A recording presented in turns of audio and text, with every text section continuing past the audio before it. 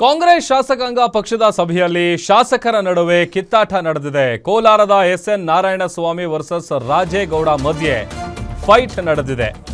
IAS ಅಧಿಕಾರಿ ವಿರುದ್ಧ ನಾರಾಯಣಸ್ವಾಮಿ ಆಕ್ರೋಶ ಹೊರಹಾಕಿದ್ದಾರೆ. ರಾಜೇಂದ್ರ ಕುಮಾರ್ ಕಠಾರಿಯ ವಿರುದ್ಧ ಕಿಡಿಕಾರಿದ್ದಾರೆ. ಪ್ರಭಾವಿಗಳ ಮಾತು ಕೇಳಿ ನನಗೆ ಕಿರುಕುಳ ಕೊಡ್ತಿದ್ದಾರೆ. ಭೂ ವಿಚಾರಕ್ಕೆ ಪದೇ ಪದೇ ನೋಟಿಸ್ ನೀಡಲಾಗ್ತಾ ಇದೆ. ಅಧಿಕಾರಿ ವಿರುದ್ಧ ಕ್ರಮಕ್ಕೆ ಆಗ್ರಹಿಸಿದ್ದಾರೆ ಶಾಸಕ ನಾರಾಯಣಸ್ವಾಮಿ.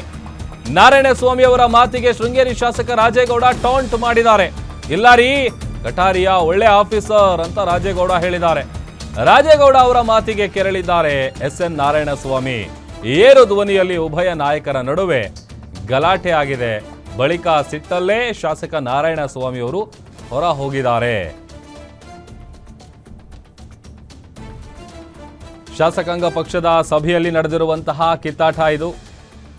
ಏರು ಧ್ವನಿಯಲ್ಲಿ ಉಭಯ ನಾಯಕರ ನಡುವೆ ಗಲಾಟೆ ಆಗಿದೆ. ಯಾವುದೋ ಒಂದು ವಿಚಾರ ಪ್ರಸ್ತಾಪ ಮಾಡ್ತಾರೆ. ಆ ವಿಚಾರಕ್ಕೆ ಪ್ರಸ್ತಾಪ ಮಾಡಿ ಮಾತನಾಡುವಂಥ ಸಂದರ್ಭದಲ್ಲಿ ರಾಜೇಗೌಡ ಅವರ ಮಾತಿಗೆ ಅವರು ಟಾಂಟ್ ಮಾಡ್ತಾರೆ ನಾರಾಯಣಸ್ವಾಮಿ ಅವರು. ಆ ಸಂದರ್ಭದಲ್ಲಿ ಏರು ಧ್ವನಿಯಲ್ಲಿ ಉಭಯ ನಾಯಕರ ನಡುವೆ ಕಿತ್ತಾಟ ನಡೆದಿದೆ. ಅದಾದಮೇಲೆ ಭಾಳ ಸಿಟ್ಟಲ್ಲೇನೆ ಶಾಸಕ ನಾರಾಯಣಸ್ವಾಮಿ ಅವರು ಹೊರ ಹೋಗಿದ್ದಾರೆ. ಅದು ಐಎಎಸ್ ಅಧಿಕಾರಿ ವಿರುದ್ಧ ಅವರು ಒಂದು ವಿಚಾರ ಪ್ರಸ್ತಾಪ ಮಾಡಿ ರಾಜೇಂದ್ರ ಕುಮಾರ್ ಕಠಾರಿ ಅವರ ವಿರುದ್ಧ ಕಿಡಿಕಾರ್ತಾರೆ.